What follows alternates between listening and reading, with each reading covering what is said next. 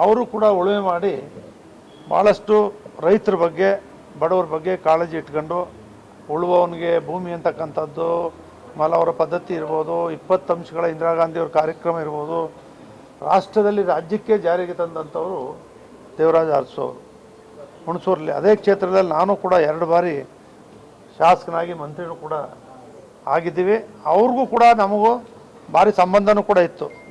ಶ್ರೀನಿವಾಸ್ ಗೌಡರು ಅಂತೇಳಿ ಪ್ರೊಫೆಸರು, ಕಾಂಗ್ರೆಸ್ ಅಧ್ಯಕ್ಷರಾಗಿದ್ದರು, ನಮ್ಮ ಸ್ವಂತ ರಿಲೇಟಿವ್. ಅವರು ನಾವೆಲ್ಲ ಯಾವಾಗಲೂ ದೇವರಾಜ ಅರಸು ಅವ್ರ ಜೊತೆ, ಚನ್ನಬಸಪ್ಪನವ್ರ ಜೊತೆನೂ ಕೂಡ ನಾವು ಮಾತಾಡ್ತಿದ್ದು. ಅದಾದ ನಂತರ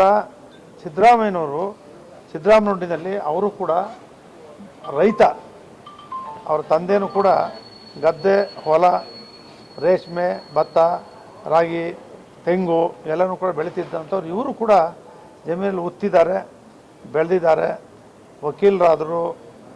ಆಮೇಲೆ ರೈತ ಚಳುವಳಿಯಲ್ಲೂ ಕೂಡ ಒಂದಷ್ಟು ದಿವಸ ತೊಡಗಿಸ್ಕೊಂಡಿದ್ರು ಪ್ರೊಫೆಸರ್ ನಂಜುಂಡಸ್ವಾಮಿಯವ್ರ ಜೊತೆ. ಅದಾದಮೇಲೆ ಅವರು ತಾಲೂಕು ಬೋರ್ಡು ಸದಸ್ಯರಾದರು. ತಾಲೂಕು ಬೋರ್ಡು ಸದಸ್ಯರಾಗಿ ಭಾಳ ಶಕ್ತಿಯುತವಾಗಿ ತಾಲೂಕು ಬೋರ್ಡ್ ಸದಸ್ಯರಾಗಿ ಕೆಲಸನೂ ಕೂಡ ಮಾಡಿದರು. ಆವಾಗ ನಾವು ಕೆಂಪೇಗೌಡರಿಗೆ 83ರಲ್ಲಿ ಟಿಕೆಟ್ ಸಿಕ್ಕಲಿಲ್ಲ. ರಾಜಶೇಖರ ಮೂರ್ತಿಯವ್ರನ್ನ MP ಮಾಡಿದ್ದು 83ರಲ್ಲಿ ಕೆಂಪೇಗೌಡ ಟಿಕೆಟ್ ಸಿಕ್ಕಲಿಲ್ಲ ಅಂಥೇಳಿ ನಾನೇ ಕೆಂಪೇಗೌಡರು, ಲಾಯರ್ ಸಿದ್ದೇಗೌಡರು ಇವರೆಲ್ಲರೂ ಕೂಡ ಒಟ್ಟಿಗೆ ಸೇರಿಸ್ತಕ್ಕಂಥ ಕೆಲಸ ಮಾಡಿ, ಕೃಷ್ಣಮಾದೇಗೌಡ ಅಂತಿದ್ದ ನಾನು, ಅವರು ಇಬ್ಬರು ಜವಾಬ್ದಾರಿ ತಗೊಂಡು ಇವರೆಲ್ಲರೂ ಕೂಡ ಒಟ್ಟಿಗೆ ಸೇರಿಸಿ ಸಿದ್ದರಾಮಯ್ಯನವ್ರನ್ನ ಅಭ್ಯರ್ಥಿ ಮಾಡಬೇಕು ಅಂತೇಳಿ ತೀರ್ಮಾನ ತಗೊಂಡು ಮಾಡಿದ್ವಿ. ಸಿದ್ದರಾಮಯ್ಯನವ್ರಿಗೆ ಅಷ್ಟೊತ್ತಿಗೆ ಗುರುಪಾದ ಸ್ವಾಮಿಯವರು ಜನತಾ ಪಕ್ಷದ ಟಿಕೆಟ್ನ, ಹೇಗಲೇ ಗೊತ್ತದ ಗುರುತು ಪಕ್ಷದ ಟಿಕೆಟ್ನ P. ತಮ್ಮಯ್ಯನವರು ಕೊಟ್ಬಿಟ್ಟಿದ್ರು. ಆಗ ಸಿದ್ದರಾಮಯ್ಯನವರು 80ರಲ್ಲಿ ಲೋಕದಳದಿಂದ MP ಸ್ಪರ್ಧೆ ಮಾಡಿದರು. ಆ MP ಬರೀ 8,500 ಓಟ್ ಬಂದಿತ್ತು ಅವ್ರಿಗೆ.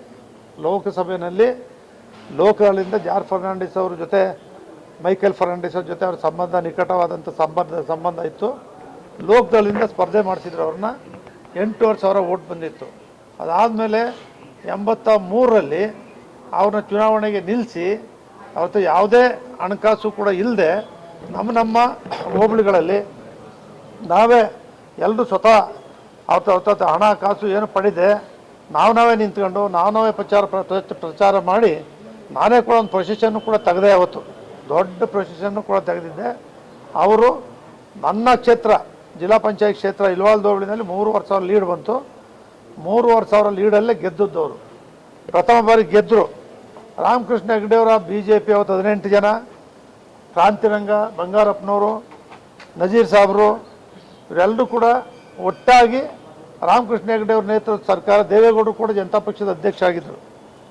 ಆವತ್ತು ಸರ್ಕಾರ ರಚನೆ ಏನಾಯಿತು, ಅವತ್ತು ಸಿದ್ದರಾಮಯ್ಯನವ್ರನ್ನ ನಮ್ಮ ಜಿಲ್ಲೆಯಲ್ಲಿ B. ರಾಚಯ್ಯನವರಿದ್ದರು. ಕನ್ನಡ ಕಾವಲು ಸಮಿತಿ B. ರಾಚಯ್ಯನವರು, ನಜೀರ್ ಸಾಬ್ ಇದ್ದರು. ಕನ್ನಡ ಕಾವಲು ಸಮಿತಿ ಅಧ್ಯಕ್ಷರನ್ನ ಮಾಡೋ ಸಿದ್ದರಾಮಯ್ಯನವ್ರಿಗೆ. ಅವರು ಕನ್ನಡ ಕಾವಲು ಸಮಿತಿ ಅಧ್ಯಕ್ಷರಾದದನ್ನು ಕನ್ನಡದ ಬಗ್ಗೆ ಭಾಳಷ್ಟು ಯಶಸ್ವಿಯಾಗಿ ರಾಜ್ಯಾದ್ಯಂತ ಪ್ರವಾಸ ಮಾಡಿ, ಒಂದು ಜೊತೆಗೆ ಅವ್ರ ಸಮುದಾಯ ಎಲ್ಲೇ ಕನಕ ಜಯಂತಿಗಳಾಗಲಿ, ಈ ಕನ್ನಡ ಕಾರ್ಯಕ್ರಮಗಳಿರಲಿ, ರಾಜ್ಯಾದ್ಯಂತ ಭಾಳ ಬಿರುಸಿನಿಂದ ಮಾಡಿ ಸಕ್ಸಸ್ ಆದರು. ಅದಾದಮೇಲೆ 85ರಲ್ಲಿ ಮತ್ತೆ ಚುನಾವಣೆ ಬಂತು, ಗೆದ್ದರು. ಯಾವುದು ರೇಷ್ಮೆ ಖಾತೆ, ಸಾರಿಗೆ ಖಾತೆ, ಕಾರ್ಮಿಕ ಖಾತೆ, ಭಾಳಷ್ಟು ಖಾತೆಗಳ ಮಂತ್ರಿ ಆದರು. ಆವತ್ತು ದೇವೇಗೌಡರು ಮುಖ್ಯಮಂತ್ರಿ 89ರಲ್ಲಿ ಸೋತು, ಭಾಳಷ್ಟು ಜನ ಸೋತರು ಎಲ್ಲರೂ ಕೂಡ. 94ರಲ್ಲಿ ದೇವೇಗೌಡರು ಮುಖ್ಯಮಂತ್ರಿ ಆದರು. ಸಿದ್ದರಾಮಯ್ಯನವರು ಹಣಕಾಸು ಸಚಿವರು ಮತ್ತು ಎಕ್ಸೈಸ್ ಪೋರ್ಟ್ಫೋಲಿಯೋನ ಕೊಟ್ಟು ಯಶಸ್ವಿಯಾಗಿ ನಿರ್ವಹಿಸ್ತಾ ಬಂದರು. ದೇವೇಗೌಡರು ಕೂಡ ಅವತ್ತು ಮುಖ್ಯಮಂತ್ರಿಯಾಗಿ ಸಿದ್ದರಾಮಯ್ಯನವರಿಗೆ ಅಪಾರವಾದಂಥ ಶಕ್ತಿಯನ್ನು ಕೂಡ, ಹಿಂದುಳಿದ ವರ್ಗದ ಕುರುಬ ಸಮಾಜದಿಂದ ಬಂದಿರತಕ್ಕಂಥ ಸಿದ್ದರಾಮಯ್ಯನವರು ಶಕ್ತಿಯುತವಾಗಿ ಬೆಳಿಬೇಕು ಅಂತೇಳಿ ಅವ್ರಿಗೆ ಹಣಕಾಸು ಖಾತೆ ಕೊಟ್ಟು, ಅವ್ರಿಗೆ ಎಕ್ಸೈಸ್ ಖಾತೆನೂ ಕೂಡ ಕೊಟ್ಟು, ಸಿದ್ದರಾಮಯ್ಯನವರು ಅವಳು ಯಶಸ್ವಿಯಾಗಿ ನಿರ್ವಹಿಸಿ ಬರುವ ಮೂಲಕ ಮತ್ತೆ ಅದೇ ರೀತಿ ಮತ್ತೆ 99ರಲ್ಲಿ ಸೋತು 2004ರಲ್ಲಿ ಗೆದ್ದು ಅವತ್ತೇ ಮುಖ್ಯಮಂತ್ರಿ ಆಯ್ತಾನೆ ಅಂತೇಳಿ ಸಿದ್ದರಾಮಯ್ಯನವರು, ಧರ್ಮಸಿಂಗ್ ಅವಲ್ಲ ಸಿದ್ದರಾಮಯ್ಯನವರೇ ಮುಖ್ಯಮಂತ್ರಿ ಆಗ್ತಾರೆ ಅಂತೇಳಿ ನಾವು ಕೂಡ ದೊಡ್ಡ ಪ್ರಚಾರ ಮಾಡಿದ್ದು. ಈ ಬಾರಿ ಸಿದ್ದರಾಮಯ್ಯನವರು ಮುಖ್ಯಮಂತ್ರಿ ಅಂತೇಳಿ ಪ್ರಚಾರ ಮಾಡಿದ್ದು. ನಾನು ಕೂಡ ದೇವೇಗೌಡರು ಅವರ ಕುಟುಂಬದವ್ರ ಜೊತೆ ಎಲ್ಲವೂ ಕೂಡ ಸಿದ್ದರಾಮಯ್ಯನವ್ರನ್ನ ಮಾಡಿದರೆ ನಮ್ಮ ಪಕ್ಷಕ್ಕೆ ಒಳ್ಳೇದಾಯ್ತು ಅಂತಕ್ಕಂಥದ್ದನ್ನು ಕೂಡ ನಾನು ಮನವಿನೂ ಕೂಡ ಆ ಸಂದರ್ಭ ಕೂಡ ಮಾಡಿದ್ದೆ. ಆದರೆ ಇಂದಿರಾ ಗಾಂಧಿಯವರ ತೀರ್ಮಾನ, ಅವತ್ತು ಸೋನಿಯಾ ಗಾಂಧಿಯವ್ರ ತೀರ್ಮಾನ, ಅವತ್ತು ಧರ್ಮಸಿಂಗ್ ಅವರು ಮುಖ್ಯಮಂತ್ರಿ ಆದರು. ಆಗ ಸಿದ್ದರಾಮಯ್ಯನವರು ಉಪಮುಖ್ಯಮಂತ್ರಿ ಬೇಡ ಅಂಥೇಳಿ ಅವರು ಭಾಳಷ್ಟು ಒಂದು ಗಲಾಟೆನೂ ಕೂಡ ಆಗ್ತು. ಅವ್ರ ಸಮಾಜದವರು ಕೂಡ ದೇವೇಗೌಡರ ವಿರುದ್ಧ ಒಂದು ಗಲಾಟೆನೂ ಕೂಡ ಆಯಿತು. ಆದರೂ ಕೂಡ ನಾವೆಲ್ಲರೂ ಕೂಡ ಅವ್ರನ್ನ ಒಪ್ಪಿಸ್ದೆ. ನಾನೇ ಖುದ್ದಾಗಿ ಸಿದ್ದರಾಮಯ್ಯನವ್ರಿಗೆ, ಕುಮಾರಸ್ವಾಮಿ ಅವರಿಗೆ ಮಾತಾಡಿ ಕೋಲಾರದಲ್ಲಿ ಶಾಸಕಾಂಗ ಸಭೆ ಇತ್ತು. ಆವತ್ತು MP ಪ್ರಕಾಶ್ ಅವರು ಉಪಮುಖ್ಯಮಂತ್ರಿ, ಸಿಂಧೆ ಅವರು ಹಣಕಾಸು ಸಚಿವರಾಗ್ತಾರೆ ಅಂತಕ್ಕಂಥ ತೀರ್ಮಾನದ ಸಭೆ ಅದು. ಅಷ್ಟರಲ್ಲಿ ಅಲ್ಲೇ ಒಂದು ಕೊಠಡಿಗೆ ಸೇರಿಸಿ ಕುಮಾರಸ್ವಾಮಿ ಅವರು, ಸಿದ್ದರಾಮಯ್ಯವರು ಇಬ್ಬರನ್ನು ಕೂಡ ಒಟ್ಟಿಗೆ ಸೇರಿಸಿ ಆವಾಗ ಅವರಿಬ್ಬರು ಕೂಡ ಒಪ್ಕೊಂಡು ನಾವಿಬ್ಬರು ಒಟ್ಟಾಗಿ ಹೋಗೋಣ ಅಂಥೇಳಿ ಆಗ ದೇವೇಗೌಡರು ಕೂಡ ಅಲ್ಲಿಗೆ ಬಂದು ತೀರ್ಮಾನ ಮಾಡಿ ಆ ಶಾಸಕಾಂಗ ಸಭೆಯಲ್ಲಿ ಅಧಿಕಾರವನ್ನು ಯಾರನ್ನ ಉಪಮುಖ್ಯಮಂತ್ರಿ ಮಾಡಬೇಕು, ಯಾವ ಅಧಿಕಾರ ಕೊಡಬೇಕು ಅಂತಕ್ಕಂಥ ತೀರ್ಮಾನವನ್ನು ಸನ್ಮಾನ್ಯ ದೇವೇಗೌಡರಿಗೆ ವಹಿಸಬೇಕು ಅಂತೇಳಿ ಶಾಸಕಾಂಗ ಸಭೆಯಲ್ಲಿ ತೀರ್ಮಾನ ಆಯಿತು. ಅದಾದಮೇಲೆ ಅವರು ಸಿದ್ದರಾಮಯ್ಯನವರು ಉಪಮುಖ್ಯಮಂತ್ರಿನೂ ಆದರು, ಹಣಕಾಸು ಸಚಿವರು ಆದರು. ಅದೇ ರೀತಿ ಮುಂದುವರೆದರು. ಜೆ.ಎಚ್. ಪಟೇಲ್ ಜೊತೆನೂ ಕೂಡ ಮುಖ್ಯಮಂತ್ರಿ ಉಪಮುಖ್ಯಮಂತ್ರಿ ಆದರು. ಧರ್ಮಸಿಂಗ್ ಜೊತೆನೂ ಕೂಡ ಉಪಮುಖ್ಯಮಂತ್ರಿಯಾಗಿ ಹಣಕಾಸು ಇಲಾಖೆಯನ್ನು ಯಶಸ್ವಿಯಾಗಿ ನಿರ್ವಹಿಸ್ಕೊಂಡು ಬಂದರು. ಅವರು ಮುಖ್ಯಮಂತ್ರಿ ಆದ ನಂತರ 2013ರಲ್ಲಿ ಏನು ಮುಖ್ಯಮಂತ್ರಿ ಆಯ್ತಾರೆ, 2013ರಲ್ಲಿ ಮುಖ್ಯಮಂತ್ರಿ ಆದಂಥ ಸಂದರ್ಭದಲ್ಲಿ ಬಡವರಿಗೆ ಅಕ್ಕಿ ಕೊಡಬೇಕು, 5 kg ಅಕ್ಕಿ ಕೊಡಬೇಕು ಅಂತಕ್ಕಂಥ ತೀರ್ಮಾನವನ್ನು ಕ್ಯಾಬಿನೆಟ್ ತೀರ್ಮಾನ ಇಲ್ಲದೆ ಮುಖ್ಯಮಂತ್ರಿ ಆದ 1 ಗಂಟೆ ಒಳಗಡೆ ಅವ್ರು ಘೋಷಣೆ ಮಾಡ್ತಾರೆ. BPL ಕಾರ್ಡ್ನವ್ರಿಗೆ ಪ್ರತಿಯೊಬ್ಬರು ಕೂಡ 5 kg. ಅವ್ರಿಗೇನು ಅಂತ ಹೇಳಿದ್ರೆ ಅವ್ರು ಯಾವಾಗಲೂ ಕೂಡ ಹೇಳ್ತಿದ್ದಾರೆ, ಮಕ್ಕಳಿಗೆ ತುತ್ತು ಅನ್ನ ಕೊಡಬೇಕಾದ್ರೆ ಕಷ್ಟ ಆಗ್ತಿತ್ತು, ಬೇರೆಯವ್ರ ಮನೆಗೆ ಬಂದು ಈಸ್ಕೊಂಡು ಊಟ ಮಾಡಬೇಕು ಅಂತಕ್ಕಂಥದ್ದು. ಶನಿವಾರ ಹಬ್ಬದ ಮಾತ್ರ ಅನ್ನ ಊಟ ಮಾಡ್ತಿದ್ದು ಅಂತಕ್ಕಂಥದ್ದು. ಇದೆಲ್ಲ ಮನಸ್ಸಲ್ಲಿ ಇದ್ದಿದ್ದರಿಂದ ಅವರು ಅಕ್ಕಿ ಕೊಡಬೇಕು ಅಂತಕ್ಕಂಥದ್ದನ್ನು ಮೊದಲನೇ ಮುಖ್ಯಮಂತ್ರಿಯಾಗಿ ಅವರು ಘೋಷಣೆ ಮಾಡಿದಂಥವ್ರು ಸಿದ್ದರಾಮಯ್ಯನವರು. ಅದಾದಮೇಲೆ ಬರ್ತಾ ಬರ್ತಾ ಅವ್ರು ಏನು ಈ ಮುಕಳಪ್ಪ ಇದ್ರವ್ರ ಜೊತೆ, ಸಿದ್ದರಾಮಯ್ಯನ ಜೊತೆ ಹೈಯಿಂದ ಬಹಳಷ್ಟು ಸಂಘಟನೆ ಮಾಡಿದಂಥವ್ರು. ಅವರು ಆ ಸಂದರ್ಭದಲ್ಲಿ ಹೈಯಿಂದ ಸಮುದಾಯಗಳು, ಹಿಂದುಳಿದಿರ್ತಕ್ಕಂಥ ಸಮುದಾಯಗಳು ಏನು ದೇವರಾಜ ಅರಸವರು ಯಾರಿಗೆ ಬಡವರು ಅವತ್ತಿನ ಸಂದರ್ಭದಲ್ಲಿ MLA ಆದವರು ಅಂತ ಎಲ್ಲರೂ ಕೂಡ ದೇವರಾಜ ಅರಸನವರ ಸಂಬಂಧ, ಇಂದಿರಾ ಗಾಂಧಿ ದೇವರಾಜ ಅರಸನವರ ಕಾಲದಲ್ಲಿ ನಿಂತವರೆಲ್ಲ MLA ಆಗೋದ್ರು.